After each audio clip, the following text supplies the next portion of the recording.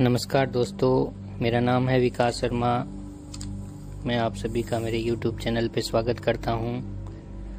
मित्रों, आज हम बात करने वाले हैं एक महान वैज्ञानिक के बारे में जिसका नाम है निकोला टेस्ला। निकोला टेस्ला एक ऐसा नाम जिसने दुनिया को रोशनी से भर दिया, उद्योग धंधों को गति प्रदान की, संचार को सर्वसुलभ बनाया, जो विज्ञान को जीने के लिए पैदा हुआ था, सदी का विद्वान वैज्ञानिक, और अगर यूं कहूं कि कई सदियों में एक बार पैदा होने वाला दुर्लभ रत्न, तो कोई अतिशयोक्ति नहीं होगी। एक ऐसा व्यक्ति जो कई 100 साल आगे देखने की काबिलियत रखता था, जो इंसानियत की बेहतरी के लिए जिया। हाँ मित्रों, ये सभी बातें निकोला टेस्ला के लिए सही हैं, पर दुनिया उसे वो नहीं दे पाई जिसका वो हकदार था। उसके आविष्कारों को कॉपी करके लोग नोबेल पुरस्कार तक पा गए, पर टेस्ला को कितने ही आविष्कारों के बाद ऐसा सम्मान दुनिया से नहीं मिला। उसके आविष्कारों से जिंदगी को आसान बनाने वाले लोग न तो उसके बारे में जानते हैं और न ही उसके प्रति कृतज्ञ हो पाते हैं। तो आओ मित्रों, आज हम उस महान व्यक्ति को अपनी श्रद्धांजलि व्यक्त करते हुए उसके जीवन के बारे में जानने का प्रयास करते हैं।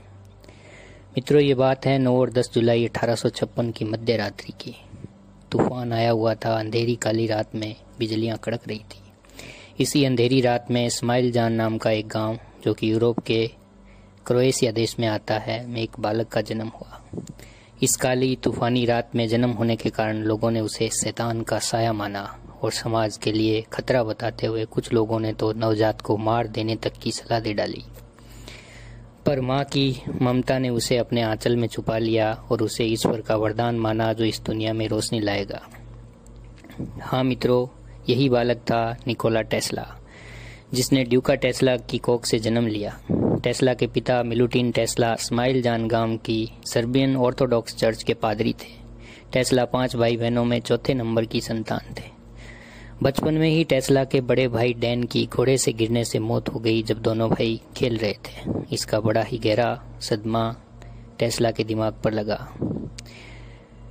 टेस्ला की मां पढ़ी लिखी महिला तो नहीं थी, परंतु उसमें घरेलू उपयोग के नए नए औजार विकसित करने की अनूठी योग्यता थी। वो घर पे रहकर अपने घर के उपयोग में आने वाले हैंडीक्राफ्ट टूल को बड़े ही अनोखे ढंग से बनाती, बिगड़े हुए औजारों को घर में ही ठीक कर लिया करती थी। टेस्ला हमेशा कहते थे, मैं आज जो कुछ भी हूँ वो मेरी माँ के कारण हूँ। टेस्ला महिलाओं को हमेशा उत्कृष्ट मानते थे। टेस्ला बचपन से ही बड़े होशियार और तीव्र बुद्धि के बालक थे। बचपन से ही उन्हें अनूठे प्रयोग करते रहने की ललक थी, जिसकी वजह से वो हमेशा अपने सहपाठियों के बीच आकर्षण का केंद्र बने रहते थे।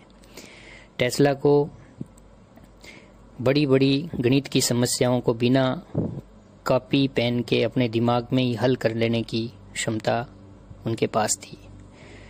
टेस्ला को एक और बड़ी बात टेस्ला के साथ थी कि टेस्ला को सपने बहुत आया करते थे और टेस्ला उन सभी सपनों को विज्ञान की कसौटी पर कसने का प्रयास करते थे। बहुत से सपनों को वो विज्ञान की कसौटी पर तथ्यों के साथ सही भी पाते। एक सपना जो टेस्ला को बार बार बचपन में आया करता था, जिसमें वो अमेरिका के नायग्रा फॉल के गिरते हुए हजारों लीटर पानी से रोशनी पैदा कर रहे होते थे। इस सपने की चर्चा वो अपनी माँ और पिता से भी किया करते थे। उस वक्त ऐसा सोच पाना लगभग असंभव था, क्योंकि सूर्यास्त के बाद रोशनी का मतलब केवल दिया और मशाल की पीली और कम रोशनी से ही हुआ करता था। टेस्ला की आरंभिक पढ़ाई उनके गांव से ही, उनके घर से ही हुई और ये सिलसिला चलता रहा। सन 1873 में टेस्ला ने स्नातक पास किया। वो आगे इंजीनियरिंग की पढ़ाई करना चाहते थे, पर टेस्ला के पिता उनको पादरी बनाना चाहते थे और इस मत पर उनका रवैया सख्त था, अडिग था।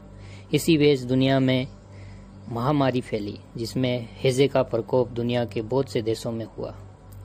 इस हैजे की बीमारी से टेस्ला भी प्रभावित हुए। टेस्ला हैजे से संक्रमित होने के बाद 9 माह तक बीमार रहे।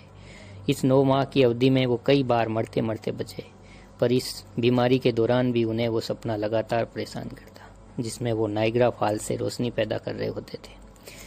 बीमारी के दौरान भी वो इसकी चर्चा अपनी माँ से करते और इंजीनियरिंग की पढ़ाई करने की इच्छा जताते। इसको सुनकर टेस्ला की माँ ने टेस्ला के पिता से कहा, आप इसकी इंजीनियरिंग की पढ़ाई के लिए हाँ क्यों नहीं कर देते, क्या पता बच्चा ठीक हो जाए। इसको सुनकर टेस्ला के पिता टेस्ला के पास गए और सर पर हाथ रखकर बोले, बेटा अगर तुम ठीक हो जाते हो तो मैं वादा करता हूँ तुम्हारा प्रवेश एक अच्छे इंजीनियरिंग कॉलेज में करवा दूंगा। इसको सुनते ही मानो टेस्ला के शरीर में एक नई चेतना जागृत हुई। उनके क्षीण हो गए कृष्णकाय शरीर में एक अद्वितीय शक्ति का संचार हुआ और टेस्ला कुछ ही दिन में स्वस्थ हो गए। उसके बाद टेस्ला के पिता ने टेस्ला को जो वादा किया था उसके अनुसार ग्राज के ऑस्ट्रेलियन पॉलिटेक्निक कॉलेज में उनका प्रवेश करवा दिया। यहाँ रहते हुए टेस्ला इंजीनियरिंग की पढ़ाई करने लगे। इस दौरान उन्होंने माइकल फैराडे के इलेक्ट्रोमैग्नेटिक इंडक्शन सिद्धांत को पढ़ा, समझा और उसमें कुछ आवश्यक सुधार भी किए। यहाँ जब वो इस थ्योरी के बारे में और अपने इंटरेस्ट के बारे में, जो कि उनका एसी करंट में था, की चर्चा अपने प्रोफेसर से करते तो प्रोफेसर उनका मजाक उड़ाते और उपहास करते। यहाँ पढ़ाई करने के दौरान ही टेस्ला को 17 अप्रैल 1879 को एक बुरी खबर मिली। टेस्ला के पिता का निधन हो चुका था। टेस्ला के पिता को हृदयाघात आया था। टेस्ला का इससे गहरा सदमा पहुंचा। टेस्ला इसके बाद भी इंजीनियरिंग की पढ़ाई करते रहे और उन्होंने यहीं से अपनी इंजीनियरिंग का कोर्स पूरा किया। इसके बाद टेस्ला 1882 में हंगरी की राजधानी बुडापेस्ट चले गए।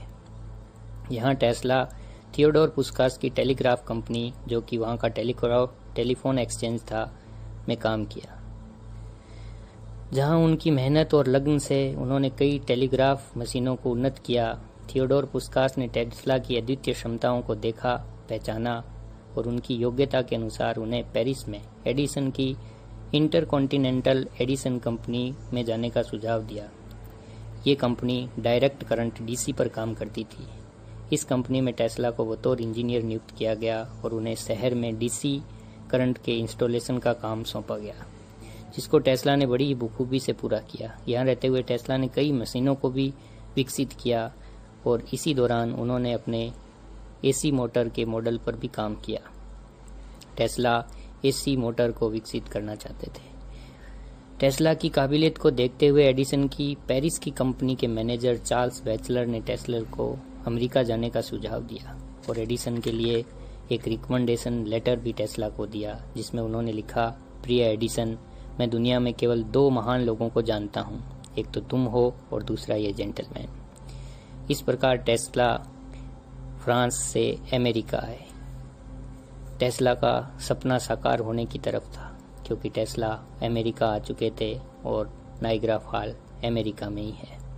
टेस्ला में अमेरिका में अपनी एसी इंडक्शन मोटर का मॉडल लेकर आए थे, पर उसको विकसित करने के लिए टेस्ला को एक बड़ी धनराशि की आवश्यकता थी, पर वो राशि टेस्ला के पास नहीं थी। टेस्ला ने अपना मॉडल एडिसन को दिखाया, पर एडिसन क्योंकि डायरेक्ट करंट का बिजनेस करते थे, उनको असुरक्षा की भावना आई। उन्होंने सोचा अगर एसी मोटर विकसित हो जाती है और एसी करंट बाजार में आ जाता है तो उनका डीसी करंट का जो बिजनेस है वो बुरी तरह से प्रभावित होगा। इस असुरक्षा की भावना के चलते एडिसन ने टेस्ला के एसी मोटर और एसी करंट के विचार को बेकार, खतरनाक और फिजूल का बताया, जिससे टेस्ला नर्वस हुए। पर यहीं एडिसन ने टेस्ला के लिए एक बड़ी अपॉर्चुनिटी रखी। टेस्ला ने उस अपॉर्चुनिटी को हाथों हाथ लिया। एडिसन ने टेस्ला को 24 मशीनों को विकसित करने का काम सौंपा, जिसके बदले उनको $50,000 देने का उन्होंने वादा किया।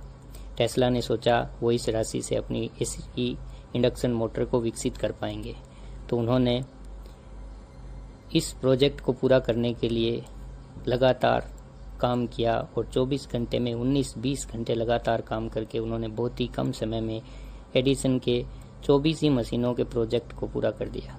इसके बदले में जब टेस्ला ने एडिसन से अपनी मेहनत का पैसा मांगा तो एडिसन ने यह कहते हुए मना कर दिया कि मैं तो मजाक कर रहा था, क्या तुम हम अमेरिकियों के मजाक को भी नहीं समझते। टेस्ला बड़े मायूस और नाराज हुए। एडिसन के इस धोखे के कारण टेस्ला का एसी मोटर का सपना एक बार फिर टूट गया था। इसके बाद नाराज टेस्ला ने एडिसन की कंपनी को छोड़ दिया और सन 1885 में अपनी टेस्ला इलेक्ट्रिक कंपनी के नाम से एक कंपनी खोली।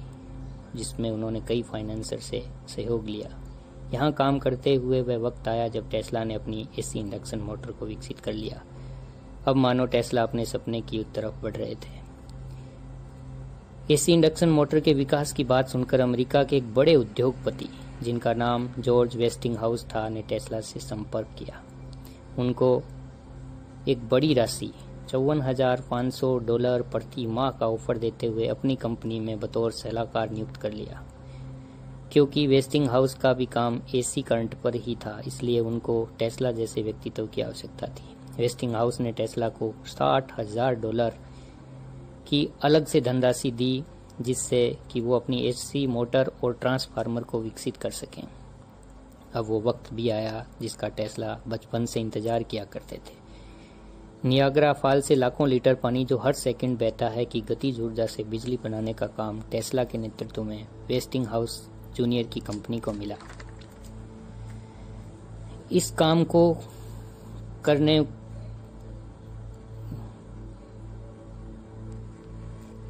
नियाग्रा फॉल से बिजली पैदा करने का काम सन 1893 के लगभग वेस्टिंगहाउस की कंपनी ने शुरू किया। इसी बीच टेस्ला ने 1890 में एक महान आविष्कार टेस्ला कॉइल का किया था।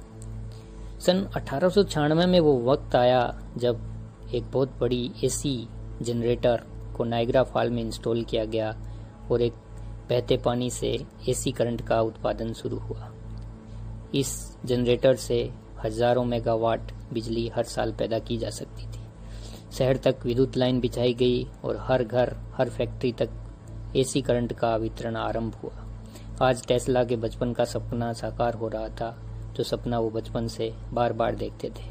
इस विद्युत उत्पादन की बिक्री पर प्रति हाउस पावर $2 से भी ज्यादा का कमीशन वेस्टिंगहाउस की कंपनी ने टेस्ला को देना तय किया। पर कुछ ही समय बाद जब कंपनी को कुछ वित्तीय संकट का सामना हुआ तो टेस्ला ने अपनी कमीशन मानवीय आधार पर छोड़ दिया। अब यहाँ मित्रों एक बड़ी चीज छूट रही है और वो बात है करंट वॉर।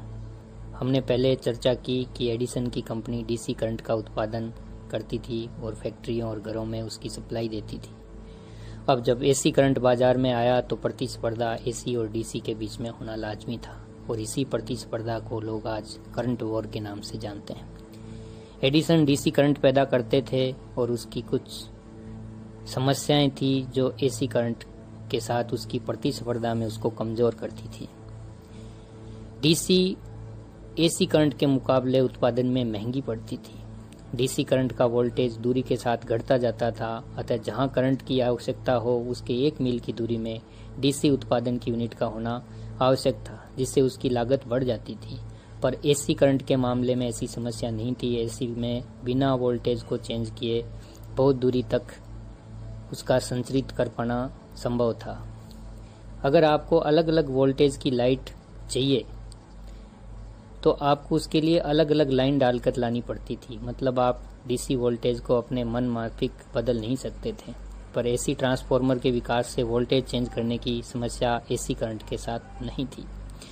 एडिसन घर और कंपनी उद्योगों को अलग अलग दर पर बिजली बेचा करते थे, पर टेस्ला ने सस्ती और समान दर पर बिजली सबको उपलब्ध कराई। डीसी करंट के साथ एक और समस्या थी कि डीसी बल्ब जगाने के लिए तो काफ़ी अच्छी थी, पर मशीनों को संचालित करने में उसके साथ काफ़ी समस्याएं थी, जबकि एसी बल्ब और मशीनों को चलाने में काफ़ी बढ़िया थी। इस प्रकार डीसी और एसी की तुलना में एसी काफ़ी मायनों में डीसी से अच्छी थी। स्वाभाविक था इसका असर एडिसन के डीसी करंट के बिजनेस पर होना था। अतः झुंझलाए एडिसन ने एसी के विषय में दुष्प्रचार प्रारंभ किया। एडिसन ने लाखों लोगों के सामने हाथी, घोड़े जैसे जानवरों पर एसी करंट का झटका देकर उनको मारा और लोगों को बताया कि देखो एसी कितनी खतरनाक है, इससे जान भी जा सकती है। एडिसन को जब अमेरिका के एक स्टेट पेनिसिल्वेनिया ने मृत्युदंड प्राप्त अपराधियों को मृत्युदंड देने के तरीकों के बारे में तरीका सुझाने के लिए पूछा तो एडिसन ने उनको एसी का शॉक दे करके मृत्युदंड देने का तरीका सुझाया। इस सुझाव से टेस्ला की अल्टरनेट करंट और वेस्टिंगहाउस की कंपनी की काफ़ी बदनामी हुई। पर क्योंकि एसी काफ़ी मायनों में डीसी करंट से बेहतर थी, इसलिए अंततः जीत टेस्ला की हुई। असुरक्षित एडिसन ने जीनियस टेस्ला को खो दिया, क्योंकि पहली बार जब टेस्ला अमेरिका आए थे तो वो एडिसन के पास ही आए थे, और इस करंट वॉर में नुकसान एडिसन को काफ़ी हुआ, जिसके चलते उनकी खुद की कंपनी ने उनको चेयरमैन के पद से हटा दिया। टेस्ला यही नहीं रुके मित्रों। जब उन्होंने 1890 में टेस्ला कॉइल का आविष्कार किया तो उन्होंने कहा कि एनर्जी को बिना वायर के ट्रांसमिट किया जा सकता है। इसका मतलब था हम दूर बैठे ही ध्वनि, चित्र और इवन विद्युत धारा को ही बिना तार के भेज सकते हैं। ये क्रांति बहुत बड़ी थी। कुछ लोगों ने उनके विचार से आकर्षित हुए तो कुछ लोगों को ये असंभव लगा, परंतु टेस्ला व्यापारी नहीं थे, वो तो बस विज्ञान के विद्यार्थी थे। हर बार की तरह इस बार भी उनको अपने आइडिया को विकसित करने के लिए पैसे की आवश्यकता थी, जो उनके पास नहीं था। उन्होंने अपने मित्र वेस्टिंग हाउस से बात की, पर वो इस वक्त केवल $6000 लगा पाने में समर्थ थे। ये राशि बहुत कम थी और टेस्ला को काफ़ी बड़ा धन की आवश्यकता थी। इस आइडिया को लेकर के टेस्ला अमेरिका के एक बड़े फाइनेंसर जेपी मॉर्गन से संपर्क किया। जेपी मॉर्गन को टेस्ला का विचार था वो काफ़ी पसंद आया। 51% पेटेंट में हिस्सेदारी तय होने पर जेपी मॉर्गन ने टेस्ला के आइडिया को विकसित करने के लिए जो फंड की आवश्यकता थी वो देने की बात की।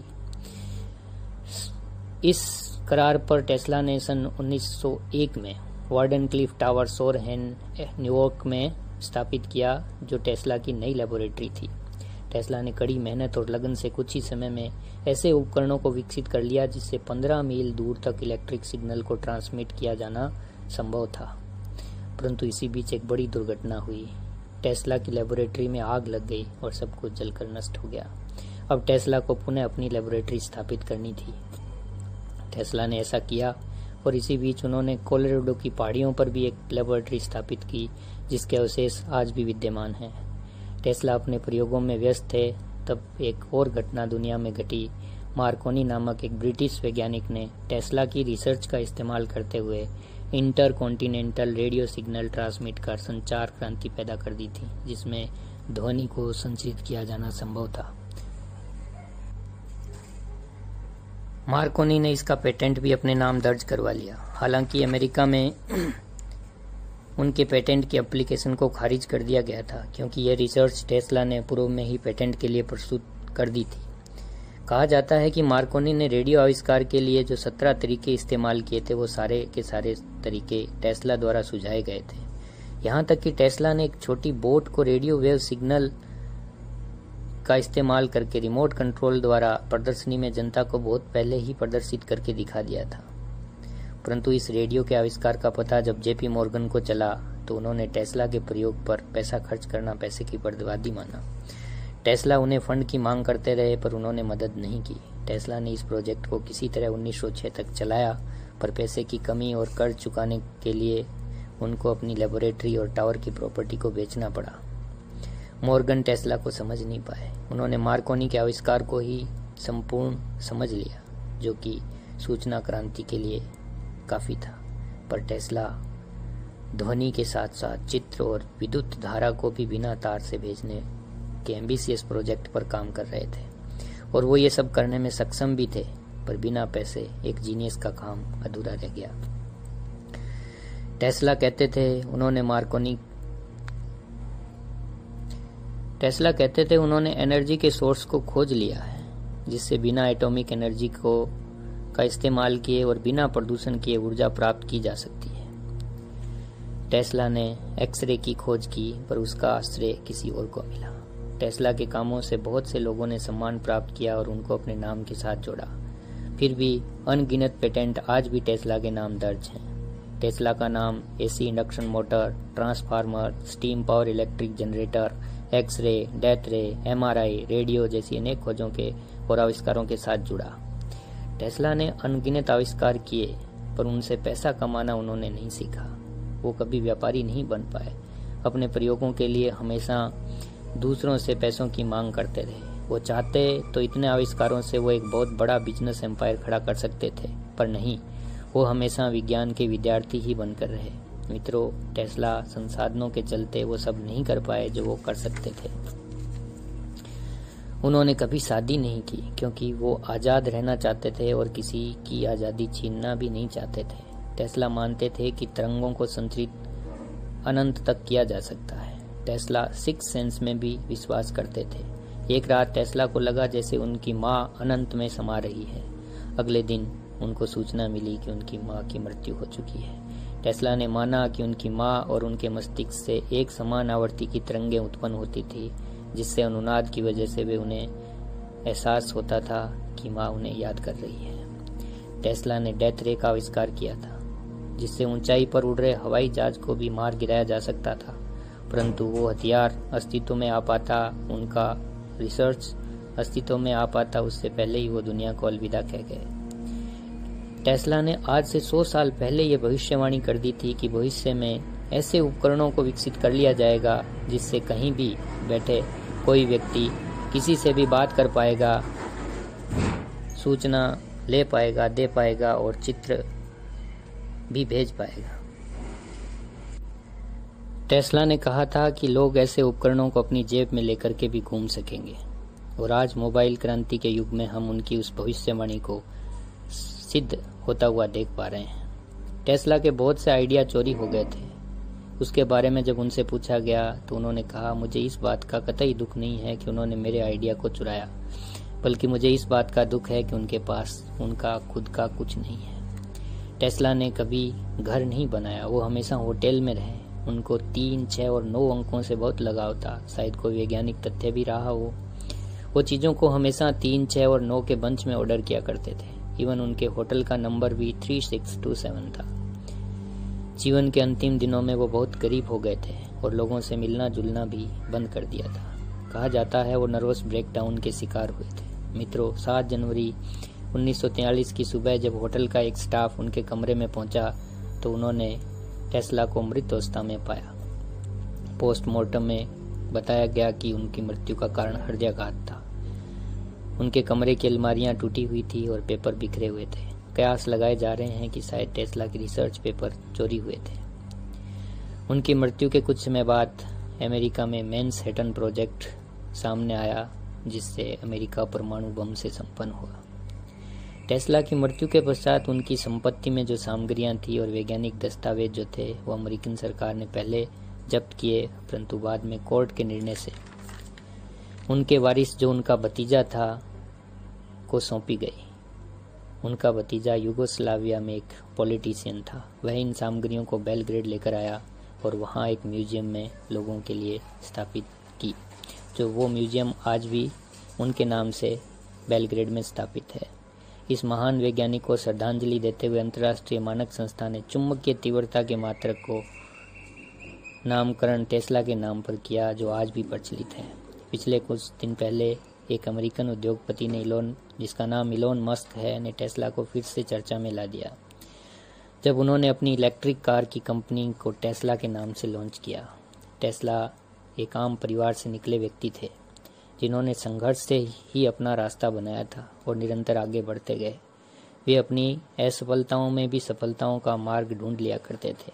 टेस्ला हमेशा विज्ञान के लिए जिए और वैज्ञानिक तथ्यों से खेलते हुए ही 7 जनवरी 1943 को दुनिया को अलविदा कह गए। टेस्ला का जीवन उस हर व्यक्ति के लिए प्रेरणा का स्रोत है जो विज्ञान को जानना चाहता है। टेस्ला के संघर्ष को प्रणाम करते हुए मैं 2 लाइन कहना चाहूँगा। नींद आंखों में कहाँ आती है, मैंने ख्वाब ही इतने ऊंचे जो सजाए हैं। कहाँ मिली है अभी मंजिल मुझे, कितने ही पल मैंने संघर्ष में बिताए हैं। मिलेगा मुझे भी एक दिन ये आसमां, यकीन है। जिंदगी के कितने ही अरमान मैंने इस ख्वाब पर लुटाए हैं। जिंदगी के कितने ही अरमान मैंने इस ख्वाब पर लुटाए हैं। तो ये था मित्रों टेस्ला का जीवन का संक्षिप्त परिचय। आशा है आपको पसंद आया होगा। Thanks for listening. God bless you all. Have you subscribed this channel? Not yet. If not yet, you all please subscribe it now and press bell icon so you can get new updates.